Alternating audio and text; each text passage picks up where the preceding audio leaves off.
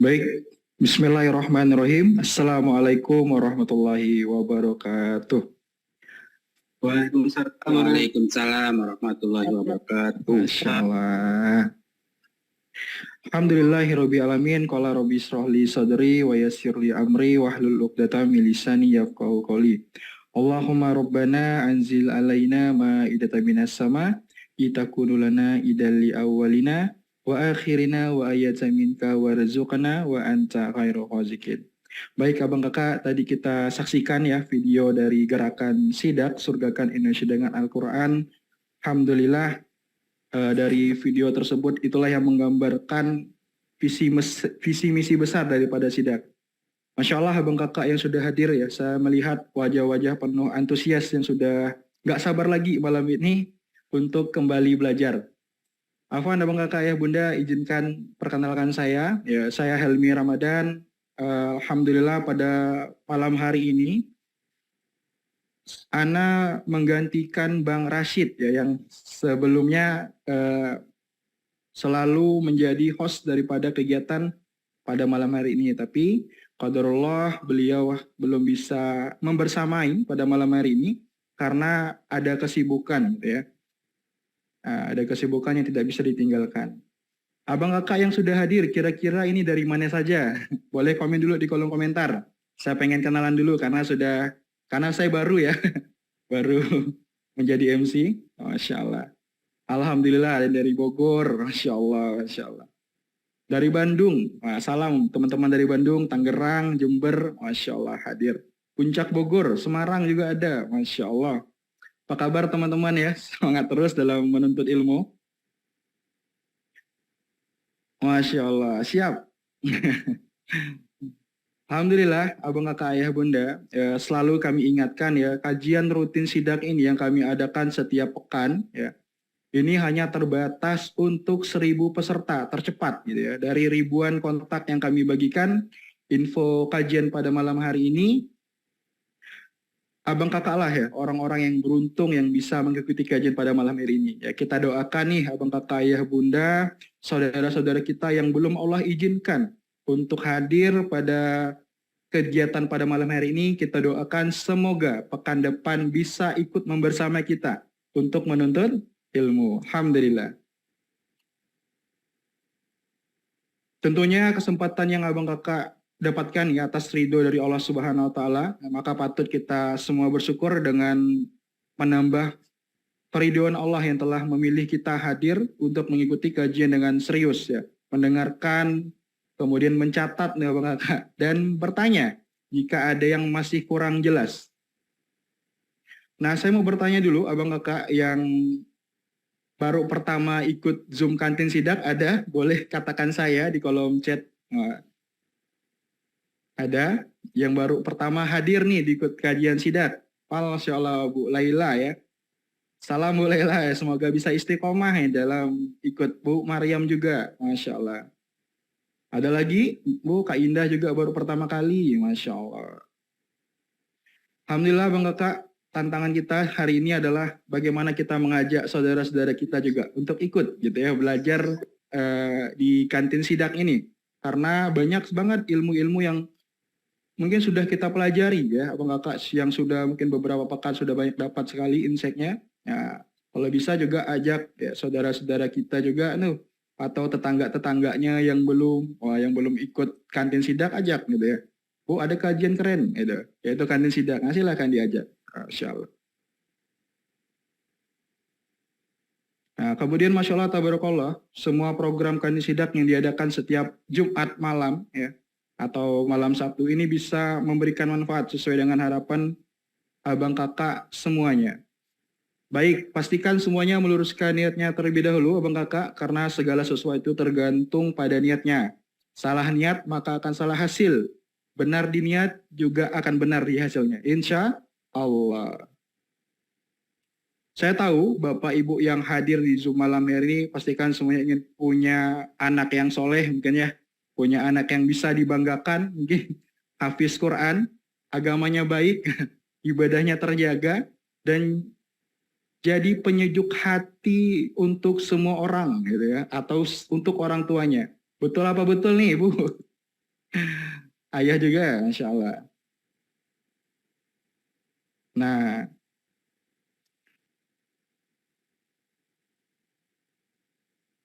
tentunya Bang Kakak, materi-materi yang akan kita sampaikan pada eh, malam hari ini, ya itu materi yang Masya Allah sekali, yang pastinya ya, yang mungkin Abang Kakak juga akan menunggu-nunggukan ini, kayak gitu ya. Masya Allah. Nah, jadi saya cek dulu narasumber kita apakah sudah hadir di room. Cek dulu ya. Oke,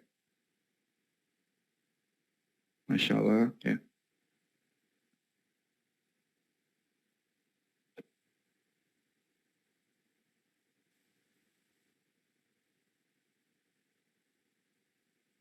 Ya, baik Abang Kakak, karena materi kita sudah hadir, saya izin menyampaikan materi kita insya Allah agak seru ya, antara kurban dan hutang. Masya Allah. Tafadhol insya Allah akan disampaikan oleh Ustadz kita, ya, Murobi kita, Murobi terbaik. Beliau juga merupakan dosen ya dari IAIN Pontianak, juga founder dari pendampinganhutang.com dan menjadi ex profesional banker. Padahal kepada Bang Imam Mutakim, waktu dan tempat dipersilakan.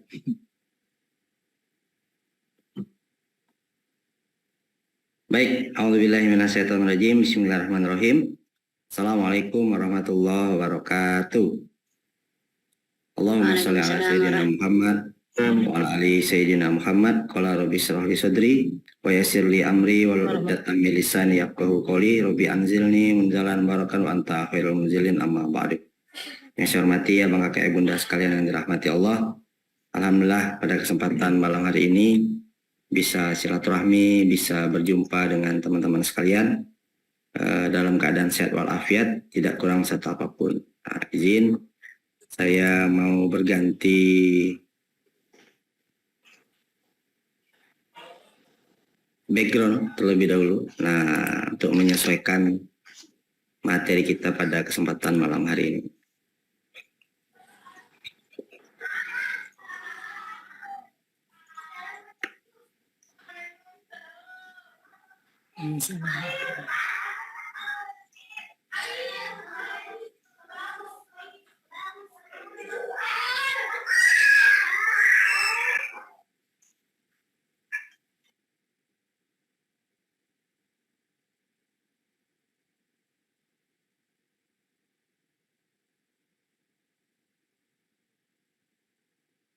Ini sudah. Oke, nah kita sudah duduk di kantin sidak sekarang. Oke, baik, malam hari ini kita akan membahas satu materi yang sedang viral. Jadi beberapa waktu yang lalu dari admin mengirimkan ke saya salah satu video. Bang Imam, ini ada yang lagi viral nih Bang, kata tim admin. Apa tuh Bang? Jadi ada gambar, ada video yang menceritakan tentang ada seseorang yang dimurahkan rezekinya oleh Allah, bisa berkurban di tahun ini, dan di kesempatan yang berbeda ternyata ada tetangganya yang sedang dalam kondisi kekurangan. Silaturahmi ke kediaman beliau untuk meminjam uang, dan ternyata tidak dapat. Akhirnya terjadilah perbincangan di antara netizen yang mengatakan kurban bisa, giliran kurban bisa, tapi bantu tetangga nggak bisa. Nah, berangkat dari kisah inilah kita angkat materi kita malam hari ini. Apa yang mau kita bahas malam hari ini? Malam hari ini kita akan bahas sebuah materi ringan yang bercerita, yaitu tentang yang mana yang duluan ya? Kurban dulu atau nyelesain hutang dulu? Kenapa ini wajib kita bahas? Karena bentar lagi kita Idul Adha. mulai banyak ajakan-ajakan untuk berkurban dan lain sebagainya. Ada orang yang kadang-kadang lata, dari tahun lalu tidak punya planning untuk berkurban, akhirnya karena banyak yang mengajak, termasuk kadang-kadang juga ada konten-konten yang kita dapat di sosial media, itu lumayan agak nyentil, lumayan agak nyindir ya kan, pakai handphone, kameranya ada bubble-bubblenya, sama sapi mahalan handphonenya, tapi giliran kurban kambing aja nggak bisa, yang gitu-gitulah. Nah, hingga akhirnya lumayan banyak menyadarkan abang kakak ibu dan sekalian, akhirnya ikut berkurban. Nah, ke malam hari ini kita akan sharing-sharing tentang yang mana yang duluan, kurban dulu atau menyelesaikan hutang terlebih dahulu. Maka kita akan bahas perbandingan antara kurban dan hutang. Apa itu kurban, apa itu hutang, dan bagaimana caranya kita mencari keseimbangan keuangan untuk bisa mendapatkan kebaikan. Perkenalkan, saya Muhammad Imam Mutakin. Beberapa waktu belakangan aktif membuka sebuah Zoominar yang berkaitan tentang sebuah materi yang berjudul cara tenang lunas hutang.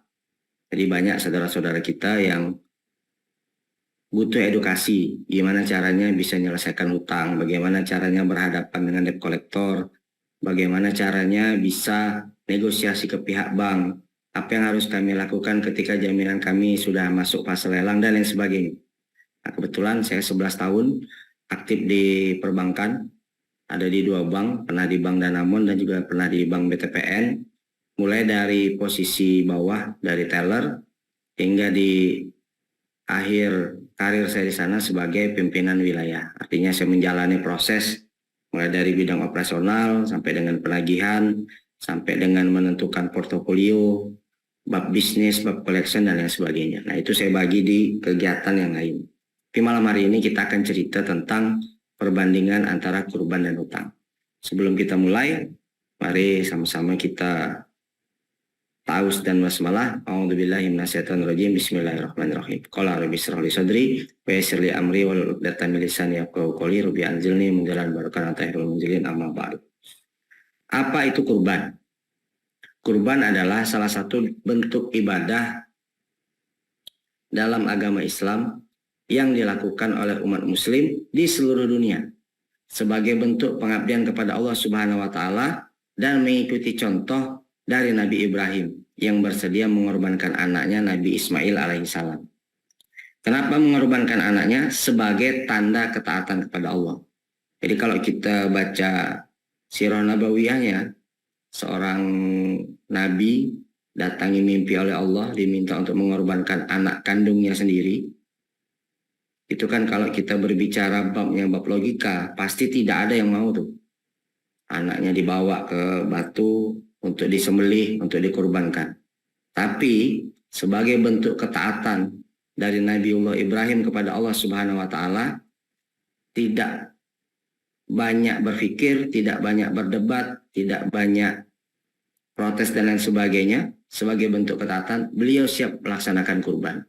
Hingga akhirnya jadilah peristiwa tersebut salah satu sejarah pertama kalinya kurban itu dilakukan. Kenapa kita berkurban? Sebagai bentuk ketaatan. Apa landasan Qur'annya tentang dalil berkurban? Allah sampaikan di surat Al-Kautsar ayat 1 dan 2. A'udzubillahi minasyaitonirrajim. Bismillahirrahmanirrahim. Inna a'tainakal kautsar fasholli li rabbika wanhar.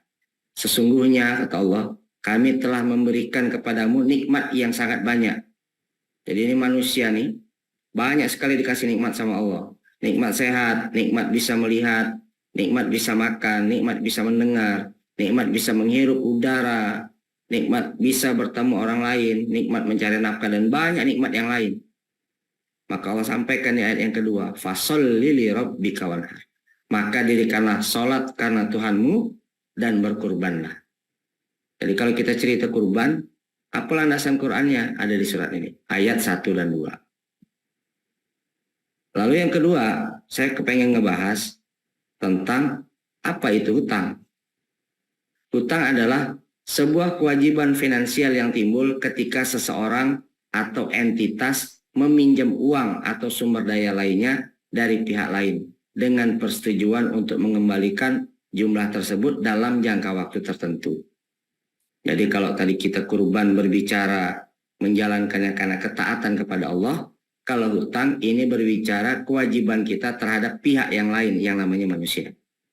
Nah, kalau kita cari ayat tentang hutang, maka ketika kita melakukan sebuah proses yang namanya hutang piutang, di Quran itu menganjurkan, mengajarkan kepada kita ada di surat Al-Baqarah ayat 282. A'udzubillahi minasyaitonirrajim. Bismillahirrahmanirrahim. Ya ayyuhalladzina amanu idza tadaitum bidainin ila ajalin musamma faktubu. Wahai orang-orang yang beriman, jika kamu meminjamkan sesuatu berjangka waktu tertentu, hendaklah ditulis. Nah, jadi kalau hari ini kita pengen bicara tentang hutang piutang, tidak ada tuh ajaran Islam yang hutang piutang main damai-damai, hanya di lisan dan lain sebagainya. Di Quran sudah ada di surah Al-Baqarah ayat 282. Satu ayat isinya satu lembar di sebelah kiri. Ceritanya tentang apa? Cerita tentang hutang. Wajib ditulis, wajib ada orang yang menyaksikan. Nah, wajib ada perjanjian yang dituliskan dalam kondisi kedua belah pihak sadar. Kalau tadi kurban itu berbicara ketaatan kita kepada Allah, tapi ini berbicara hutang, ini berbicara antara hubungan kita kepada manusia. Oke. Apa syarat sahnya kurban? Nah, kurban itu ada 8 poin syarat sahnya. Yang pertama, bagaimana caranya sebelum kita kurban? Yang satu, niatnya harus karena Allah. Jadi jangan sampai kita kurban gara-gara di tempat kita kerja mewajibkan kurban. Akhirnya kita yang nggak punya niat jadi berkurban. Jangan sampai kita kurban gara-gara takut disindir. Jangan sampai kita kurban gara-gara nggak enak sama teman. Jangan sampai kita dikurban niatnya bukan karena Allah. Karena itu syarat sahnya kurban yang pertama kali itu. Yang kedua, syarat sahnya kurban beragama Islam. Bang Imam kan sering tuh kalau pada saat kurban ada pengusaha-pengusaha, saudagar-saudagar yang non-muslim. Tiba-tiba bawa bahasa kurban. Ini kurban dari perusahaan kami, ngantar 1 ekor sapi limosin. Itu gimana? Nah, itu nilainya sama seperti sedekah. Tapi syariatnya bukan kurban. Kenapa? Karena beliau bukan orang Islam. Maka syarat yang kedua harus beragama Islam. Yang ketiga, bagaimana syarat sahnya kurban? Harus dilakukan oleh orang yang sudah balik. Orang yang sudah datang kewajiban terhadapnya menjalankan syariat Islam. Yang keempat, orangnya harus berakal. Bukan orang gila. Jadi, tidak sah kurban kalau yang berkurban itu orang gila. Tiba-tiba ada seorang gila datang ke tempat kita, bawa seekor kambing, dia bilang kurban. Nah, wajib orang yang berakal. Syarat yang kelima, itu wajib orang yang merdeka, bukan hamba sahaya. Nah, ini kalau kita berbicara dari sisi manusianya, dari sisi orangnya, dari sisi muslimnya. Lalu ada lagi syarat sah yang lain, yaitu hewan kurban adalah milik pribadi. Jadi saya mau kurban, tapi pakai kambing punya Mas Helmi Ramadan, nah, itu tidak boleh. Nah, maka kebanyakan orang pada saat mau kurban itu beli kambing. Nah, patungan sapi. Kenapa? Karena hewan yang dikurbankan harus milik pribadi kita. Lalu, hewan yang dikurbankan juga harus memenuhi syarat. Secara berat, secara kesehatannya, secara kondisi hewannya, dan lain sebagainya. Nah, itu ada syarat dan ketentuannya.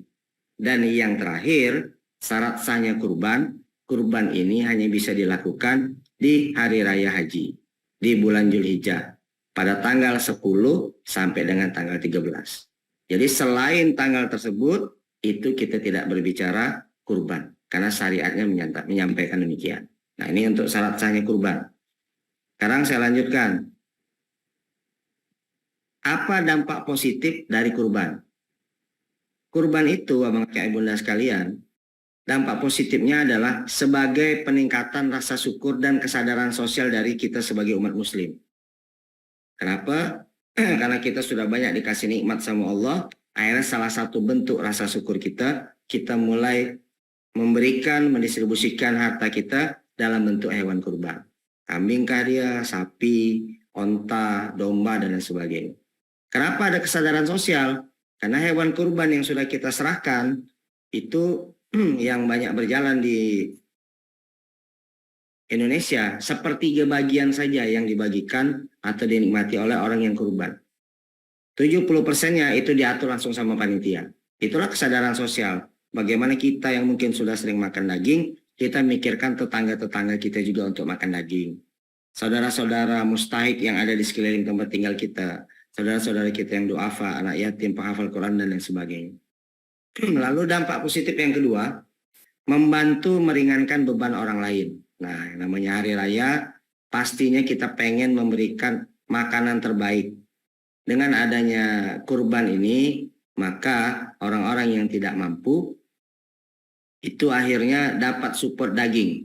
Nah, akhirnya bisa masak daging di rumahnya, masak rendang, masak menu-menu yang mereka inginkan.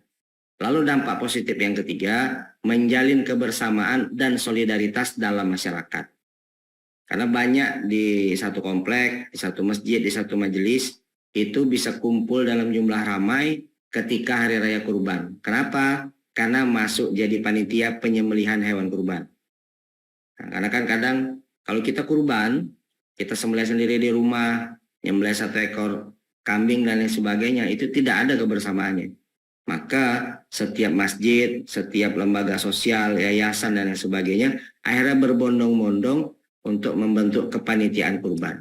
Nah, inilah dampak positif dari kurban. Oke, lalu saya lanjutkan.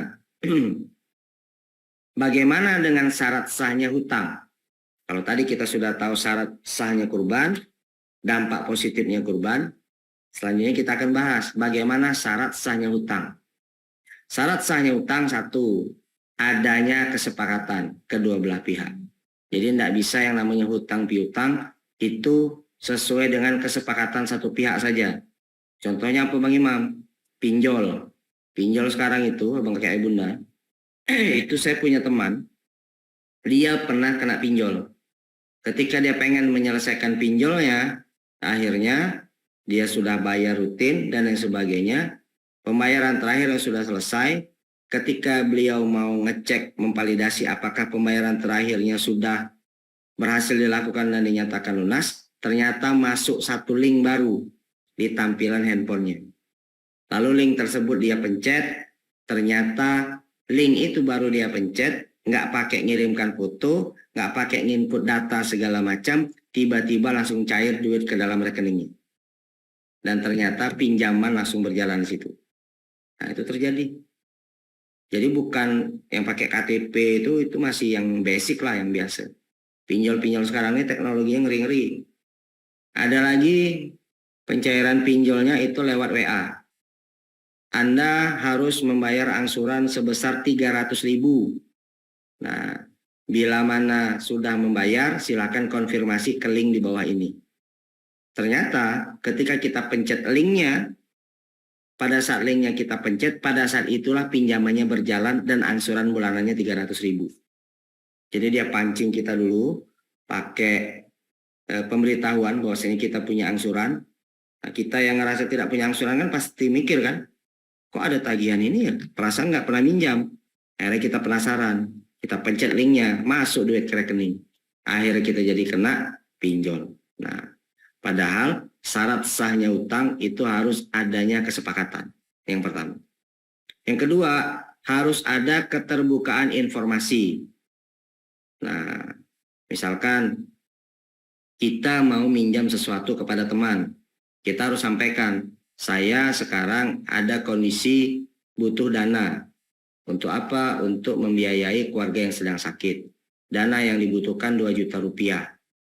Gimana cara kamu mengembalikan? Minjamnya berapa lama? Kata teman kita kan. Lalu kita jawab, saya punya penghasilan bulanan lebih kurang 3 juta. Untuk biaya rumah tangga, untuk biaya lain-lain sebagainya, lebih kurang 2,5 juta. Saya bisa nabung setiap bulan sebesar 500.000, insya Allah itu yang akan saya jadikan cicilan. Artinya jangan sampai ketika kita mau minjam, udahlah bantulah dulu. Namanya juga sama teman, masa tak percaya sih? Nah, Itu tidak boleh Bapak Ibu sekalian. Harus kita buka informasinya. Kebutuhannya untuk apa? Gimana cara kita bayarnya? Karena kan yang sekarang banyak terjadi, orang yang minjam itu lebih galak daripada yang meminjamkan. Nah, akhirnya banyak pertemanan jadi hilang, banyak hubungan jadi tidak baik lagi sama sahabat-sahabat kita. Bahkan gara-gara minjam ini kita bisa dapat ilmu baru. Ilmu apa? Ilmu menghilang. Dicari susah, di WA tidak dibalas, di telepon tidak diangkat. Biasa nongkrong sering ketemu jadinya menghindar. Maka kalau kita pengen menjalankan syariatnya, menjalankan proses yang namanya hutang, harus ada keterbukaan informasi di depan. Oke, saya pinjamkan. Ketika yang meminjamkan juga wajib ngasih tahu, ini duitnya dari mana nih? Oke ya, saya pinjamin ya, saya punya 2 juta. 2 juta ini hasil dari saya menjual emas istri saya sebanyak 2 gram. Nah, jadi orang yang meminjam juga tahu bahwasanya sumber dana yang diberikan bukan berasal dari sumber-sumber yang haram. Nanti kan nggak lucu tuh, tiba-tiba kita minjam, kita bayar 500.000, kawan kita dikejar-kejar sama rentenir gara-gara nggak enak sama kita. Nah, ini syarat sah yang kedua.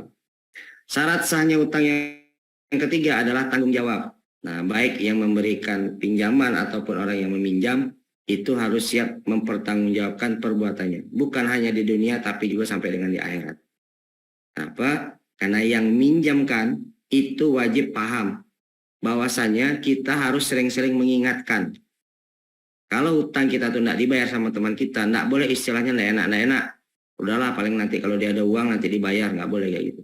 Kita wajib mengingatkannya bahwasanya nih, gimana bang, kapan bisa ditransfer, kemarin janjinya tanggal sekian, apa yang bisa diinformasikan nih kok tanggal sekian belum ada transfernya. Orang yang meminjam juga harus bertanggung jawab sebagaimana yang dia janjikan di awal. Oh, sumber bayar saya dari sini, kalau kepake ada kebutuhan urgent yang lainnya harus berani menyampaikan. Nah, lalu yang keempat, syarat sahnya utang itu harus adil. Jadi tidak ada salah satu pihak yang dipaksakan. Nah, biar prinsip keadilannya jalan. Yang kelima adalah transparansi. Tidak boleh ada hal yang ditutup-tutupi. Nah, dari penjelasan syarat sahnya kurban sama syarat sahnya utang ini sudah beda jauh nih. Nah, jadi kita mulai tahu, oh, kalau kurban itu syariatnya tawakalnya sama Allah. Kalau hutang ini urusannya sama manusia. Lalu selanjutnya, kalau kurban itu menimbulkan dampak yang positif, bagaimana dengan hutang? Kalau hutang itu menimbulkan dampak yang negatif. Apa dampak negatif dari hutang? Yang pertama adalah itu bikin stres keuangan dan beban psikologis. Karena apapun kondisinya, orang yang berhutang dengan orang lain, bila mana bertemu dalam sebuah pertemuan, secara psikologis kita sudah down duluan. Sudah kalah gap kata orang Pontianak. Sudah tidak enak duluan dan lain sebagainya. Nah, itulah salah satu dampak negatif dari berhutang. Yang kedua, dampak negatif hutang yaitu bisa membuat ketergantungan pada hutang yang sulit dilunasi. Karena dari awalnya perlu dibantu, akhirnya ngerasa ini kayaknya hutang ini jadi solusi. Kalau susah nggak punya duit kayaknya bisa ngontek si dia dan yang sebagainya. Akhirnya hidup kita jadi bergantung pada yang namanya hutang. Akhirnya kita punya hutang berbulan-bulan, bertahun-tahun tidak lunas-lunas. Gara-gara apa? Gara-gara habit. Nah, lalu yang ketiga, apa dampak negatif hutang? Terkadang ada pinjaman hutang piutang yang akhirnya menimbulkan bunga ataupun denda. Nah, disinilah nih riba tuh bermain. Kalau sudah ada bunganya, kalau sudah kena denda, artinya apa? Berpotensi jadi riba. Kalau sudah berpotensi jadi riba, apa endingnya? Endingnya adalah yamhaqullahu riba wa yurbis shadaqah. Allah akan memusnahkan riba dan menyuburkan sedekah. Kita jadinya bisnisnya tidak subur, bisnis kita jadinya musnah gara-gara ada ribanya. Akhirnya kita tidak bisa jadinya. Orang yang biasa sedekah jadi tidak sedekah. Nah, ini dampak negatifnya hutang. Nah, maka apa yang harus dilakukan? Kita harus cari keseimbangan antara mengatur keuangan untuk bisa mendatangkan kebaikan. Apa yang harus kita lakukan? Yang harus kita lakukan yang pertama adalah kita pengen kurban, tapi kita posisinya saat ini punya hutang. Apa yang harus kita lakukan? Satu, kita harus bisa memahami kebutuhan dan prioritas keuangan kita. Oh, saya punya penghasilan 3 juta rupiah. Saya pengen berkurban tahun depan. Kurban di tahun depan 1 ekor kambing nilainya misalkan 3 juta rupiah juga. Kalau saya bagi secara 12 bulan, berarti setiap bulan saya harus nabung 250.000. Akhirnya ketika kita pengen berkurban, kita mulai nabung tuh setiap bulan. Nah, maka banyak lembaga-lembaga dakwah, salah satunya di Sidak, ada tabungan kurban nggak Mas di sana Mas?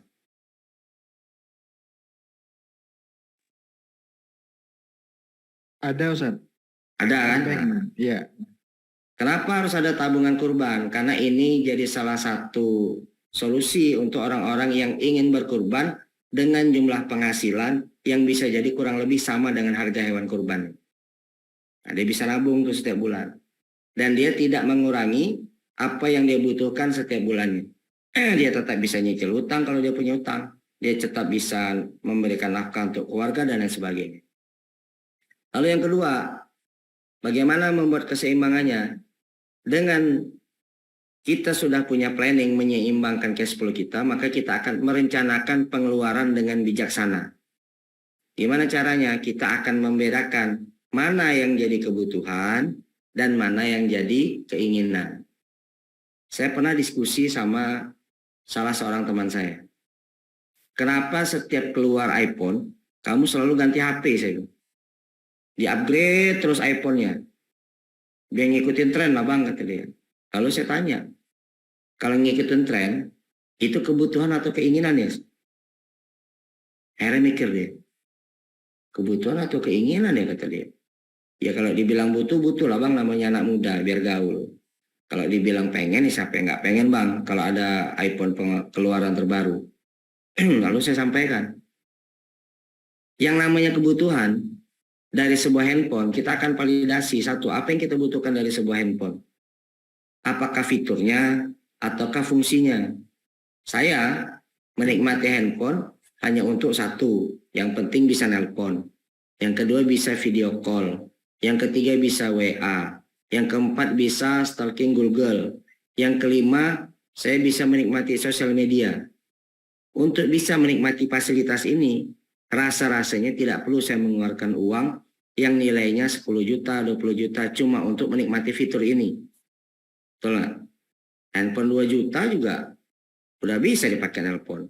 Bisa video call sama orang tua di kampung. Bisa nikmatin sosial media. Tapi kalau kita seorang konten kreator yang memang butuh alat perang dengan resolusi terbaik, yang simple dan lain sebagainya, ketika dia pengen beli HP mahal yang menunjang untuk pekerjaannya, ya memang dia butuh itu.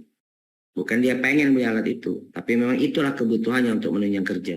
Tapi kalau kita hari ini cuma butuh alat-alat perang seperti ini cuma untuk fungsi-fungsi sederhana seperti tadi, ya rasa-rasanya kita bisa merencanakan pengeluaran dengan lebih bijaksana lagi.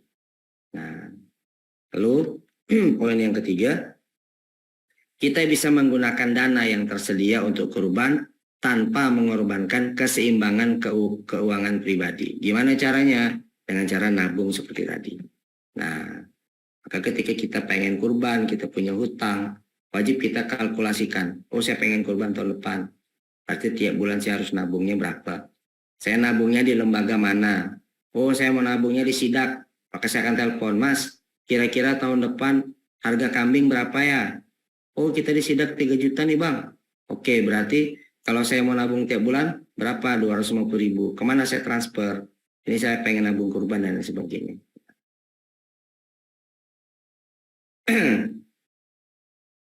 Lalu selanjutnya, kita akan ngebahas tentang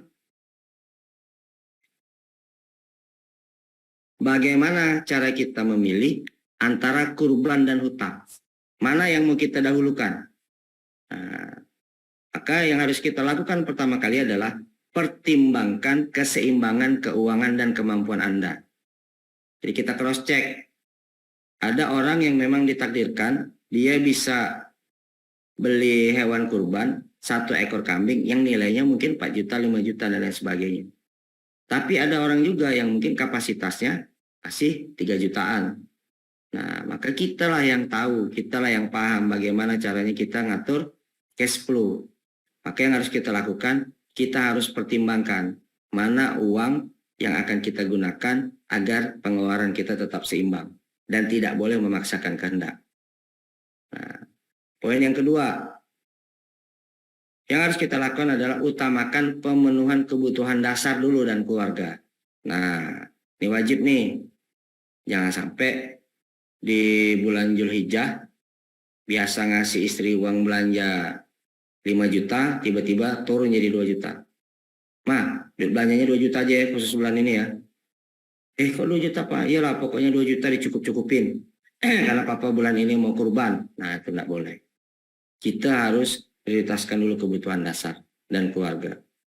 Nah, lalu yang ketiga, jika memungkinkan, alokasikan dana untuk kurban tanpa mengorbankan kewajiban finansial lainnya. Jadi bisa jadi setiap bulan ada hutang yang harus dicicil, ada tagihan yang harus dibereskan, dan lain sebagainya. Maka ketika kita pengen kurban, ada pengeluaran-pengeluaran yang berkaitan tentang gaya hidup yang masih bisa ditekan, itulah yang mungkin bisa kita alokasikan untuk kurban.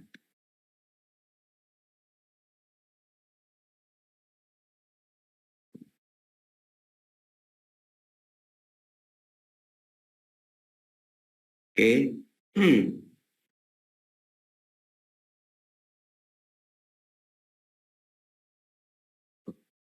Ya balik. Nih, oke ya. Nah, selanjutnya saya pengen sampaikan. Jadi apa kesimpulannya Bang Imam dari materi malam hari ini? Kesimpulannya adalah tetap kita melaksanakan kurban dan tetap kita harus bayar hutang.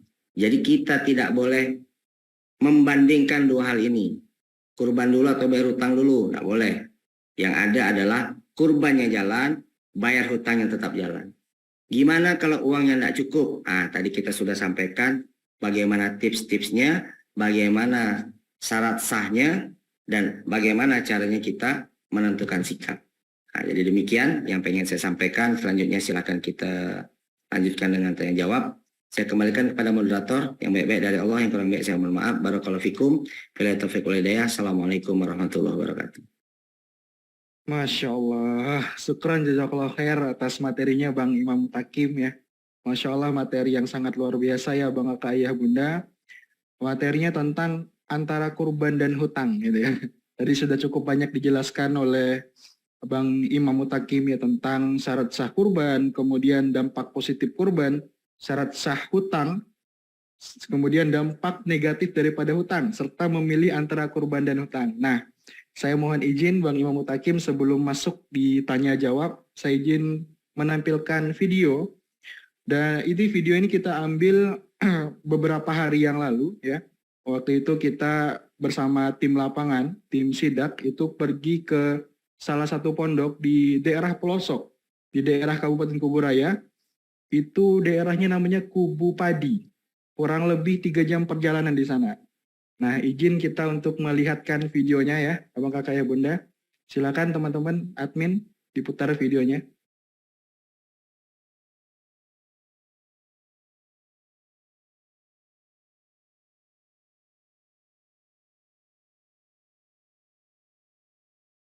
Saya sering dengan asin, beras itu ya, cuman sampai sehari ini saya pun jadi ini belum pernah memakan daging kurban itu.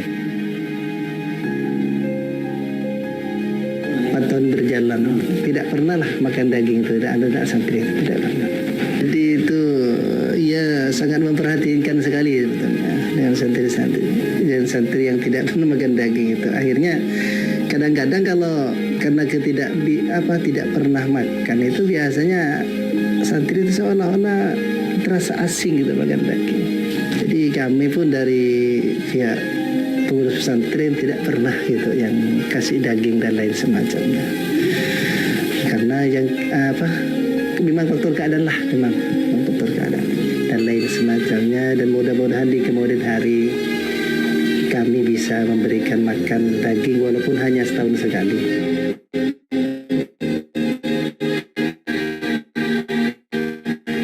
Jadi untuk makan daging itu sangat sulit. Anak-anak mondok ini yang sering itu lauknya itu ya daun singkong ya. Mungkin itu ya daun singkong sama ikan asin ya cuman Pak gitu.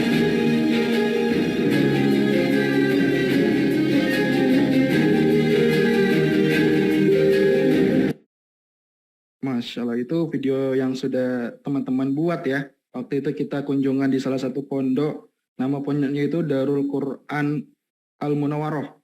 Itu salah satu pondok pelosok yang memang aksesnya itu sangat jauh Abang Kakak Ayah Bunda.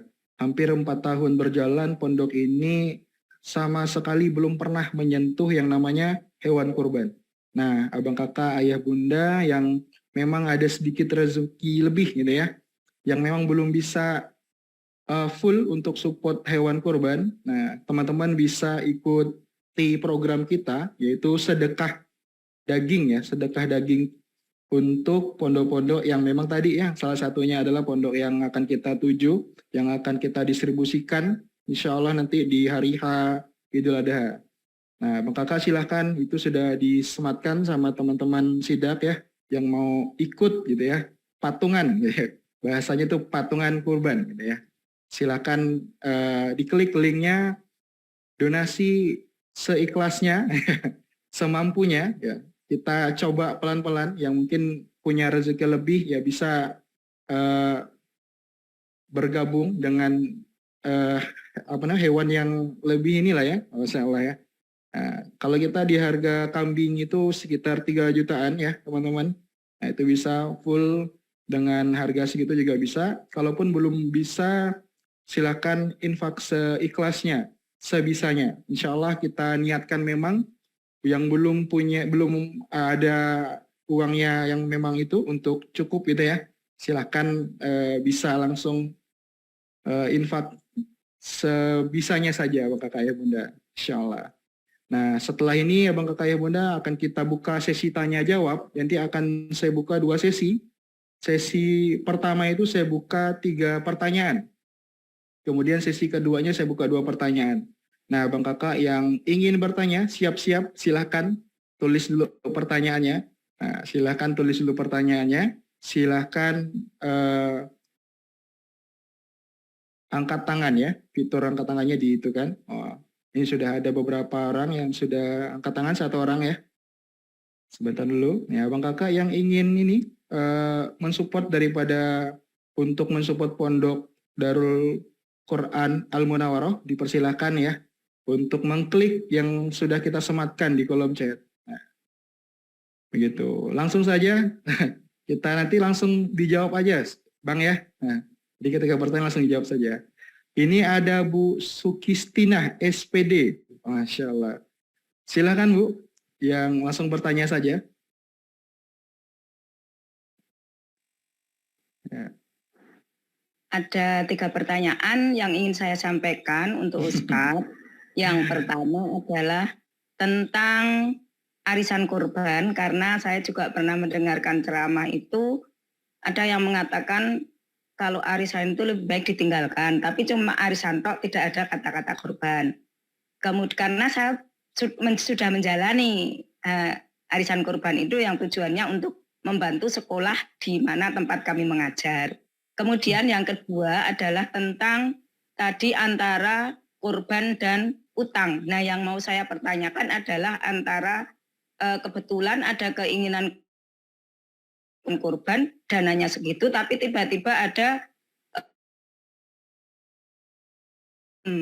nah itu kira-kira bagaimana? Kemudian yang ketiga adalah sekarang ini kan ternyata sudah banyak sekali ya beredar di sosial media fasilitas-fasilitas yang membantu kita agar bisa berkurban. Mulai dari harga yang di bawah 2 juta domba, ada yang sampai 3 juta. Nah, kalau umumnya kan rata-rata sekitar 3 juta itu bagus. Ada yang mengatakan seperti itu, ada juga yang 2,8 sudah cukup. Padahal syarat kurban itu kan yang penting memenuhi persyaratan masuk umur, kemudian tidak cacat dan tidak kurus. Terima kasih jawabannya. Yang nomor 2 boleh diulang Bunda, tadi nge-lag sedikit di laptop saya.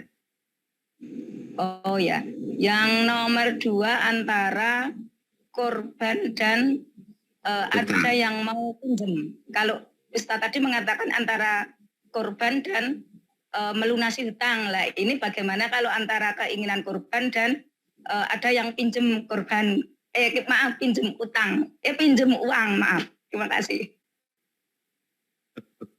Pinjam uang untuk korban, Bang.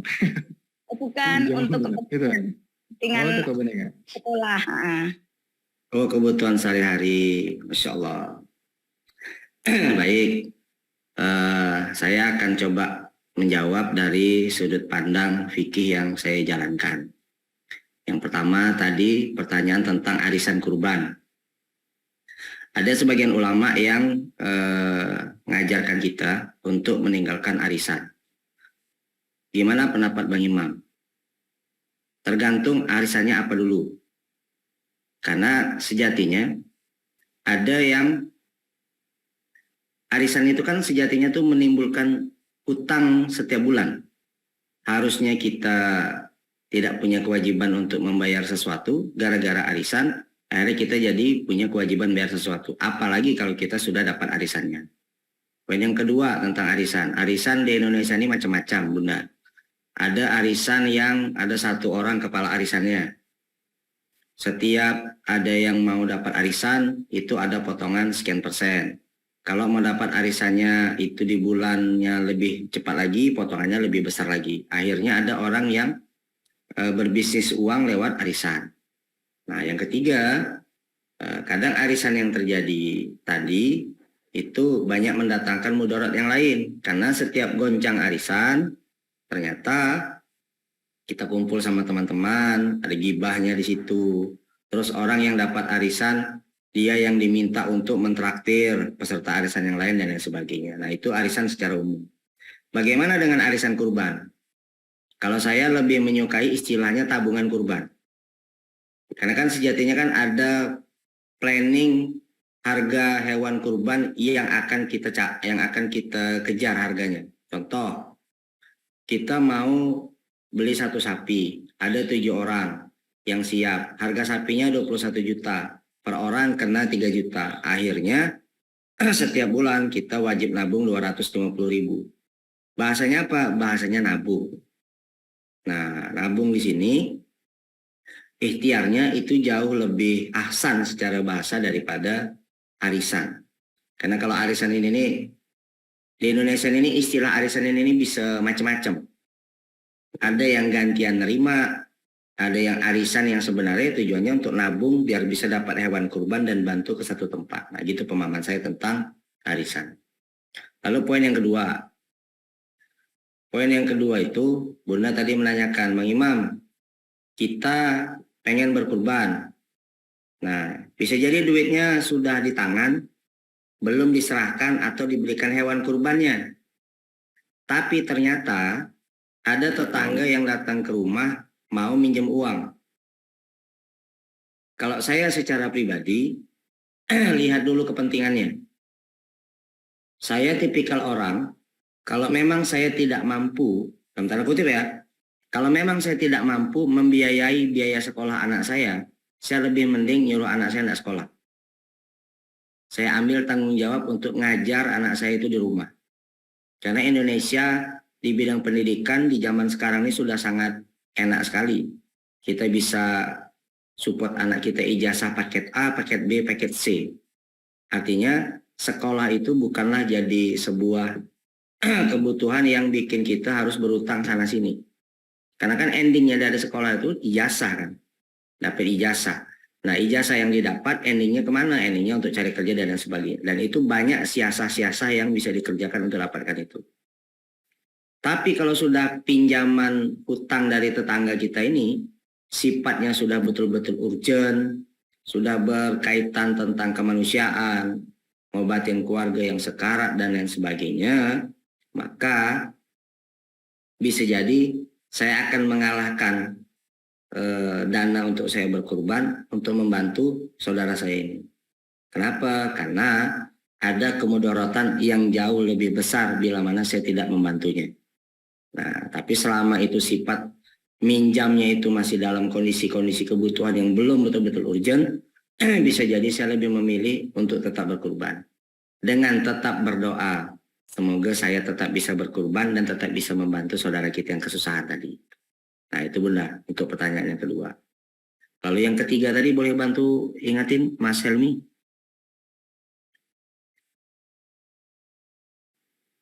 Tentang tawaran-tawaran kurban, Bang, di Oh, sosial media yang harganya bermacam-macam itu biar untuk meyakinkan diri saya, karena kalau di daerah saya kan harganya rata-rata mulai dari 2,8 itu saya sudah sering menghubungi penjual itu rodo wangun gitu kalau istilah di Iya. desa saya. Kalau Bunda yang di mana lebih Bunda? Lokasinya Bunda? saya di Kulon Progo, Yogyakarta. Oh, Jogja, Masya Allah. Sidak ada juga kan di Jogja ya? Kurang paham, Ada Bang.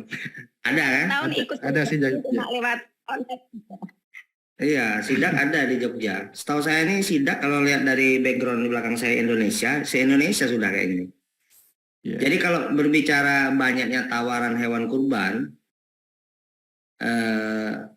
saya lebih memilih untuk kurban kepada orang yang saya percaya terlebih dahulu.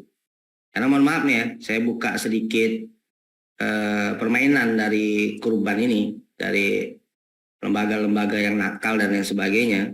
Nah, ada lembaga-lembaga yang mohon maaf nih, kurban untuk wilayah Indonesia Timur. Harga yang dia pajang, harganya harga Jakarta. Motongnya di mana? Motongnya di Indonesia Timur. Padahal harganya berbeda jauh. Di Indonesia Timur, harga-harga hewan kurban itu bisa jadi lebih murah daripada kita yang ada di Jakarta, yang ada di Kalimantan. Maka hati-hati dengan tawaran-tawaran yang seperti ini. Mari kita berkurban untuk menyelamatkan saudara-saudara kita yang di daerah mana. Itu di cross check dulu. Berapa pasaran harga kurban yang di sana? Maka kalau kita ngelihat banyaknya penawaran, tugas kita adalah cari orang yang paling kita percaya. Gimana caranya? Siapa yang paling sering komunikasi sama kita? Kan banyak nih di sekeliling kita. Siapa orang yang sering berinteraksi sama kita? Ini contoh nih sidak. Sidak ini kan kantin sidak ini rutin ya Mas ya? Artinya kalau ini kita sudah rutin interaksi sama sidak. Saya percaya nih sama sidak nih. Kurban. Kita tinggal tanya, Mas saya orang Jogja. Ada enggak pondok atau kegiatan yang mungkin mau dilaksanakan di Yogyakarta, saya mau kurban? Atau bisa jadi Mas sudah saya percaya sama sidak, saya mau kurbannya di sidak, terserah mau dipotong di mana, tolong kirimkan foto atau video pada saat pelaksanaan kurbannya. Kan bisa seperti itu Bunda. Kenapa? Karena tugas kita sebagai sohibul kurban adalah membeli hewan kurbannya.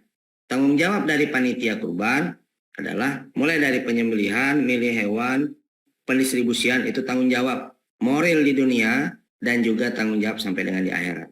Maka tidak boleh main-main kalau kita jadi panitia kurban.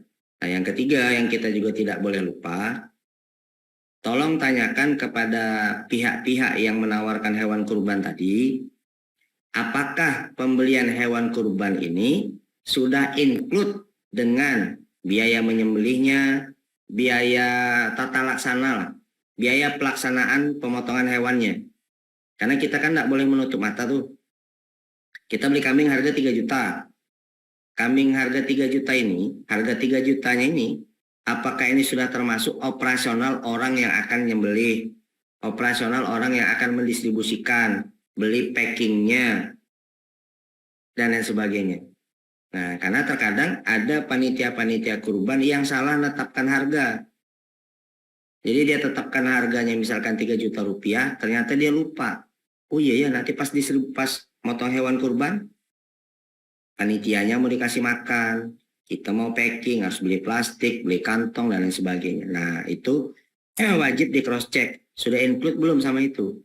Jadi jangan sampai kita kurban pun secara tidak langsung atau tidak sengaja kita menzolimi dari para pihak yang mensupport kegiatan kurban kita. Nah, kayak tadi kan Mas Helmi Ramadan kan nyampaikan tuh, sedekah daging ya Mas ya?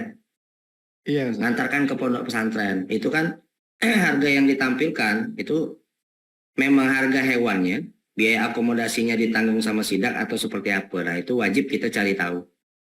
Tapi kalau kita sudah yakin ya overall sih tidak ada masalah. Gitu sih Bunda kurang lebih. Semoga jawabannya memuaskan. Masya Terima Allah. kasih. Masya Allah. Terima kasih Bunda atas pertanyaannya. Kita lanjut lagi dengan pertanyaan kedua ya. Bisa, ya Bang ya. Dengan Ayah Muhammad Yasin. Masya Allah. Abang ya. Bang Muhammad Yasin. Silakan Bang Muhammad Yasin. Silakan ajukan pertanyaan dengan singkat, padat, dan jelas.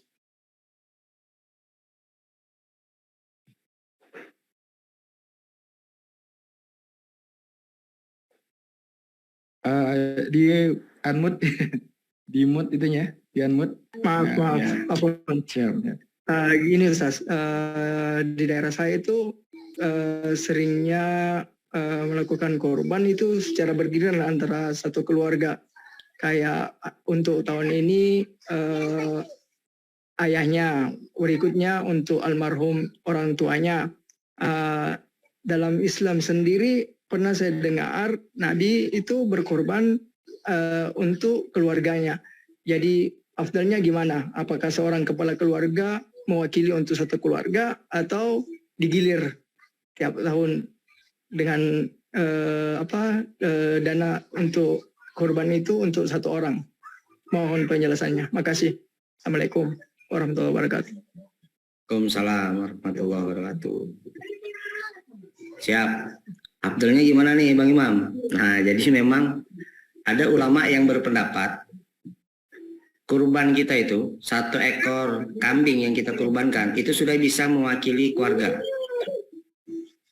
Ada juga yang berpendapat ganti-gantian dan lain sebagainya. Nah sekali lagi kurban yang kita lakukan itu dalam rangka bentuk ketaatan kita sama Allah.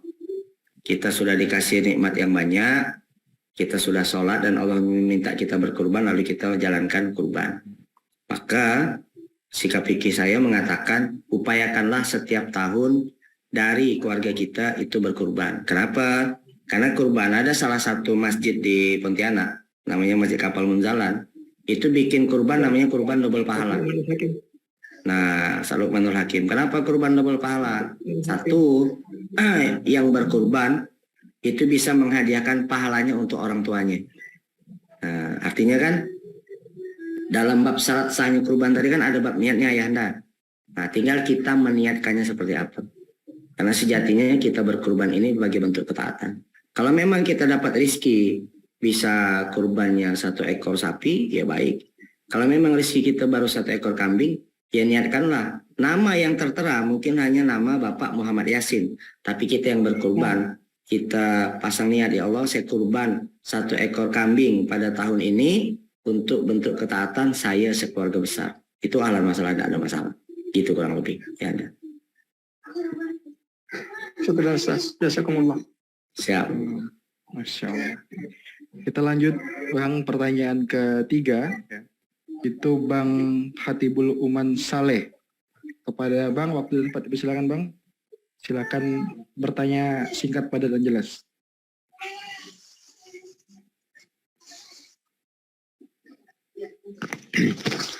Bismillahirrahmanirrahim. Assalamualaikum warahmatullahi wabarakatuh. Waalaikumsalam warahmatullahi wabarakatuh. Assalamualaikum warahmatullahi wabarakatuh. Sebelumnya terima kasih Ustadz kesempatan yang diberikan. Saya ingin minta pencerahan Ustadz. Bagaimana hukumnya berkurban dengan cara patungan? Soalnya saya pernah dengar ada teman di kantor bilang gini, kami kan di kantor itu kan Ustadz jumlahnya 11 orang. Kami ingin berkurban 1 ekor sapi, tapi yang saya ketahui kan kalau 1 ekor sapi itu 7 orang ya, maksimal 7 orang. Terus ada teman yang berkata, katanya tidak apa-apa kita patungan sampai cukup biayanya untuk beli 1 sapi dan kita niatkan atas nama kantor itu. Gimana ya status hukumnya? Saya bingung. Mohon penjelasan. Terima kasih. Assalamualaikum warahmatullahi wabarakatuh. Waalaikumsalam warahmatullahi wabarakatuh. Kalau itu sama dengan antum kasih tahu ke kantor, mending ikut programnya dari sidak tadi. Beliin sapi yang untuk di pondok tadi ya Bang ya. Iya. Ya. Kenapa? Karena mohon maaf nih. 7 ekor satu sapi 7 ekor itu karena nilai satu sapi itu setara dengan 7 kambing kan. Kalau teman-teman 11 orang mengusahakan 1 ekor sapi, kalau saya menyarankan coba di cross check. Jangan-jangan iuran antum cukup untuk beli masing-masing beli 1 ekor kambing. Lebih baik seperti itu daripada memaksakan kita membeli 1 ekor sapi atas nama kantor dan lain sebagainya. Lalu yang kedua, berbicara tentang kurban, tadi kan ada syarat sahnya kurban ya. Nah, syarat sahnya kurban itu mengikatnya ke manusia, bukan ke kantor, bukan ke instansi, bukan ke mana-mana. Karena kan ada syarat, ada niat, ada harus balik, orangnya berakal, merdeka dan lain sebagainya. Jadi kalau ada ini kurban dari kantor ini, itu sih sebenarnya dalam tanda kutip nih, gimmick-gimmicknya sedekah di zaman sekarang lah. Kita kurban atas nama alumni sekolah mana, ini kita kurban atas nama ini. Karena momennya pas bulan Zulhijjah, belinya pakai patungan, sebenarnya itu sedekah daging. Itu yang saya pahami Bang. Jadi boleh enggak Bang Imam? Ya enggak ada larangan namanya sedekah. Terus yang kedua, yang namanya kebaikan ya kita tidak boleh melarang. Tapi ada metode yang jauh lebih ahsan yang bisa antum lakukan. Gimana caranya? 1. Oke, kita patungan 11 orang mau beli 1 sapi. Berapa harga sapi yang mau kita beli? Oh, ternyata harga sapinya sebesar 33 juta. Maka 11 orang masing-masing 1 juta. Gimana kalau kita beli masing-masing 1 ekor kambing aja, kita nyumbang 11 ekor kambing atas sama masing-masing. Itu jauh lebih ahsan. Karena berkaitan juga tentang syarat sahnya dari kurban itu sendiri. Terus dan yang kedua, kurban itu mengikatnya ke manusianya, ke hewan kurbannya, dan waktu pelaksanaan. Jadi ada 3 poin tuh. Secara manusianya harus pasang niat karena Allah, agamanya Islam, balik, berakal, dan merdeka. Oke, nah, kalau kantor kan, ini kan hanya benda, hanya sebuah nama. Tidak masuk dalam kategori ini. Yang kedua, mengikatnya ke hewannya. Hewannya adalah milik pribadi. Artinya apa? Bukan milik kantor. Nah, yang ketiga, waktu pelaksanaannya. Artinya apa? Yang kita lakukan itu, dia cuma masuk di syarat sahnya di bab poin waktu pelaksanaan. Karena dikerjakannya pada saat Idul Adha, maka kita pakai istilahnya kurban. Gitu. Padahal sebenarnya sedekah daging. Wallahu a'lam bishawab. Gitu kira-kira Bang. Ya, boleh kasih tahu sama temannya yang 10 orang, transfer ke sidak Bang Helmi Ramadan dan nunggu katanya itu. Siap. Ya, Bang ya. Gimana Bang Umam ya? Sudah terjawab. Syukran jazakallahu khair. Alhamdulillah sudah selesai sesi pertama. Ini saya buka lagi untuk sesi kedua. Buat abang kakak yang mau bertanya, silakan saya buka 2 pertanyaan. Ada? Ini kita coba lihat dari chat ya Ustadz ya. Ini dari teman-teman sidak ini yang bertanya.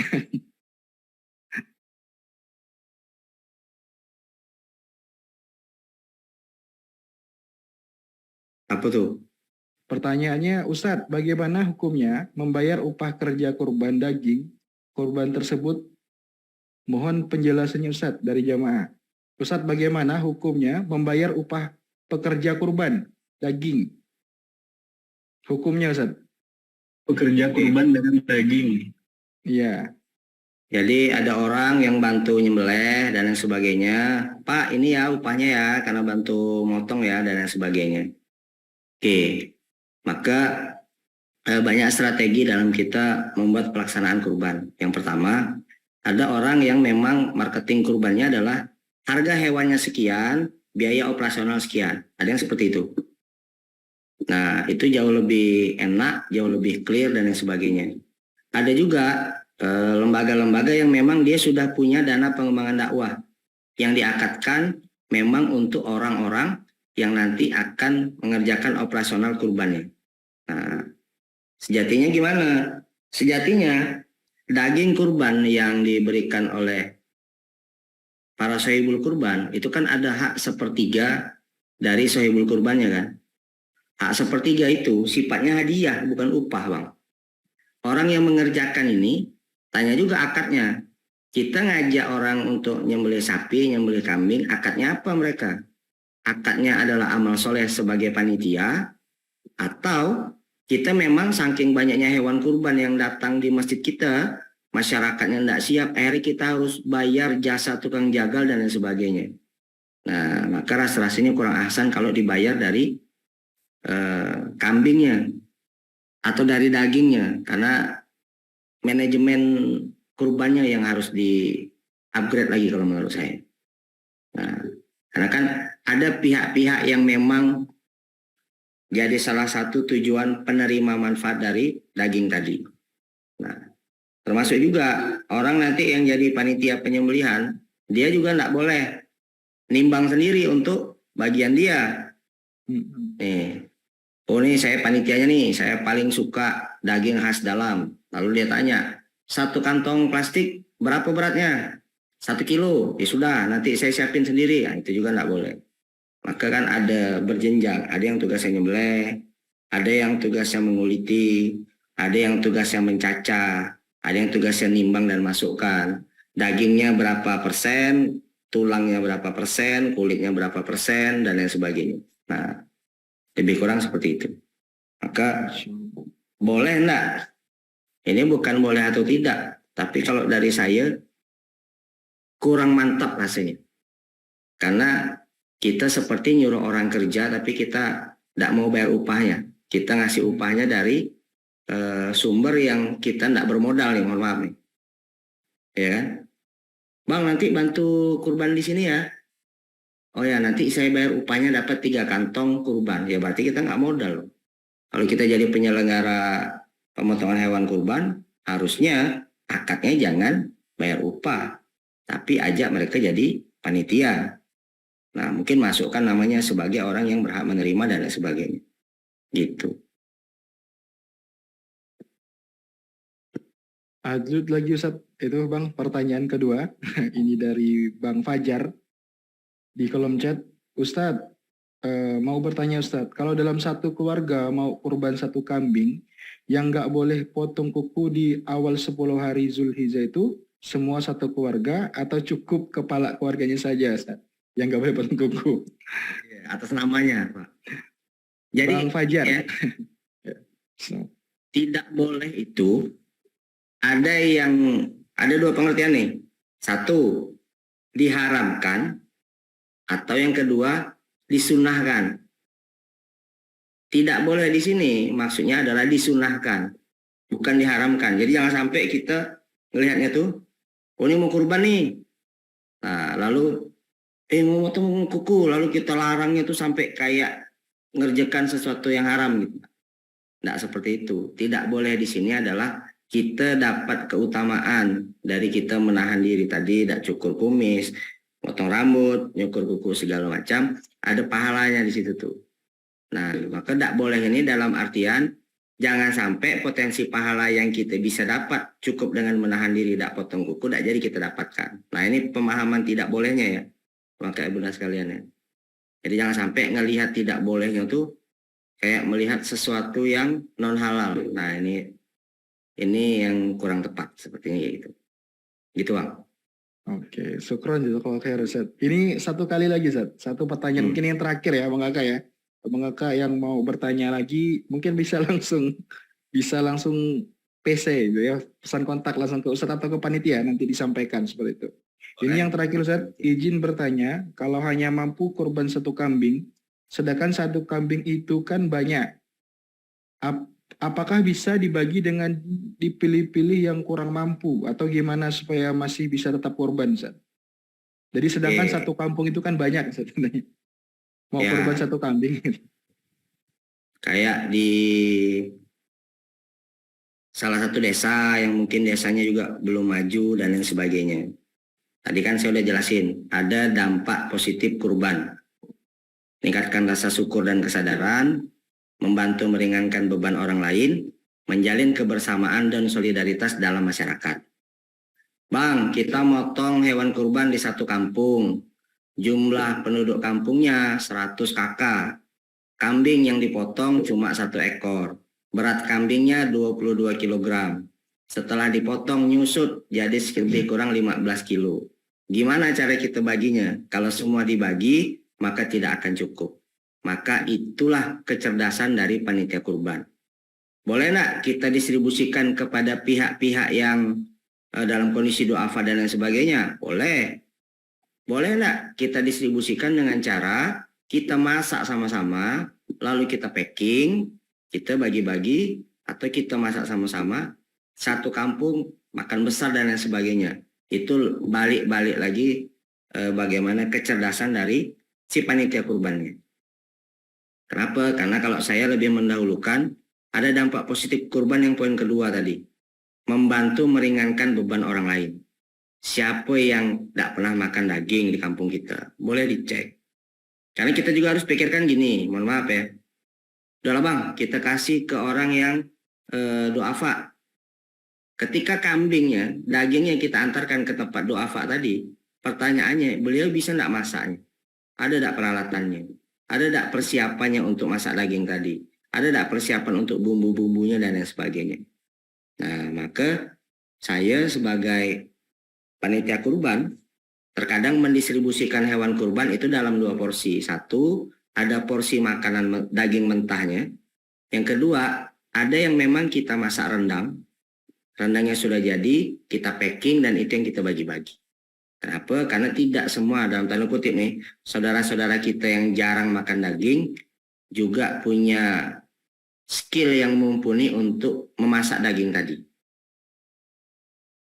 Bahkan tidak jarang saya ngelihat potensi-potensi negatif dari kegiatan kurban. Satu, orang-orang yang dalam kondisi tidak mampu tadi dapat kantong daging kurban. Ini kejadian di sini ya. Itu mereka dapat daging, lalu mendatangi satu mobil pickup, daging kurbannya dibayar. Ternyata yang beli tukang bakso, Mak. Ada kondisi-kondisi kayak gitu. Ketika kita ngasihnya kepada saudara-saudara kita yang membutuhkan tadi. Dibawa pulang pun aku tidak ngerti masaknya, mau masaknya bumbunya tidak ada, duit ini tidak ada, ya sudahlah. Dapat hewan kurban akhirnya dijual murah, dimanfaatin sama orang lain. Nah, maka kejelian dari panitia kurban itu harus ngecek dan validasi sampai ke level seperti itu. Nah, nih makanya di Ismu Yahya jamaahnya ramai, ibu-ibu yang sering ke sana yang dalam kondisi mustahik banyak, validasi itu bang. Antum nanti ngasih daging, sampai rumahnya dia tidak ngerti masaknya, tidak ada peralatan masaknya, akhirnya dia juga tidak menikmati dagingnya. Nah, maka bikin rekomendasi saya bikin prepare 2 macam tadi metode pendistribusiannya. Bisa dikasih hewan mentahnya, bisa juga dalam kondisi yang sudah dimasak. Kan sekarang macam-macam tuh, Abang Ibu dan sekalian. Ada yang hewan kurban didistribusikannya dalam bentuk daging kaleng, itu sudah ada, rendang kalengan. Itu dikerjakan sama teman-teman di Baitul Mal Muamalat, di Lasnas Dewan Dakwah, dan beberapa lembaga-lembaga yang lain. Ada yang seperti itu. Nah, tapi ada juga yang memang kita sembelihnya di masjid dan yang sebagainya, akhirnya kita distribusikan sebagaimana umumnya masyarakat di Indonesia. Kurang lebih kayak gitu. Nah, izin sebelum saya tutup, tadi ada satu slide yang ketinggalan. Saya sekarang sedang ada sebuah event untuk membuka forum konsultasi untuk orang-orang yang memang butuh pendampingan tentang hutang, riba, mau pelunasan di perbankan dan yang sebagainya. Jadi ada beberapa saudara-saudara kita yang memang dalam kondisi bermasalah dengan lembaga-lembaga keuangan, itu kita buka jalur komunikasi, jalur konsultasi dan pendampingan. Kalau pengen tahu informasi lebih lanjut, itu bisa cek di Instagram pendampingan hutang, atau di Keluarga Bebas Riba Indonesia, atau yang ketiga pun saya kadang juga suka posting di Instagram pribadi saya, di M. Imam Mutakin. Nah, silakan bagi abang kakak ibu sekalian yang kepengen follow, atau kepengen cari tahu, kepengen lihat-lihat, kepengen sharing-sharing, Karena di sini saya banyak diskusi dengan orang di seluruh Indonesia juga. Pengen dipoto dulu, nanti dicek, oh ini ada informasi yang saya butuhkan segala macam. Kenapa saya bergerak di bidang ini? Karena Allah takdirkan saya punya experience di bidang lembaga keuangan. Bagaimana bisa mendampingi orang-orang yang sedang dalam kondisi kesulitan untuk bernegosiasi dengan pihak lembaga keuangan tadi. Nah, mungkin gitu, Bang, penutup dari saya. Sekali lagi, makasih banyak atas pertemuan malam hari ini. Yang baik-baik datang dari Allah, yang kurang baik dari saya mohon maaf. Kalau ada salah-salah kata, salah-salah sikap, suatu hal yang tidak berkenan, ada sikap fikih yang berbeda, saya mohon dimaklumkan. Saya akhiri dengan billahi taufiq wal hidayah. Assalamualaikum warahmatullahi wabarakatuh. Waalaikumsalam warahmatullahi wabarakatuh. Sekali lagi syukron jazakallah khair atas materi yang sudah disampaikan oleh Bang Imam. Masya Allah sekali. Semoga abang kata ayah bunda hari ini bisa lebih luas lagi ya memilih antara kurban dan hutang gitu ya. Tadi sudah banyak disampaikan oleh Bang Imam perihal kurban dan hutang. Tentunya memilih antara kurban dan hutang itu pertama pertimbangkan keseimbangan keuangan dan kemampuan Anda. Kalaulah kita hari ini belum Allah izinkan untuk berkurban, tadi banyak abang kakak, ayah bunda semuanya belum mampu, ya kita pelan-pelan ya. Kita niatkan dulu sedekah daging tadi. Niatkan ya Allah, saya memang mampunya 20.000 nih ya Allah untuk sedekah daging. Tapi izinkan ya Allah tahun depan saya bisa berkurban dengan seutuhnya. Nah, niatkan dulu pelan-pelan gitu ya. Belajarnya dari sekarang.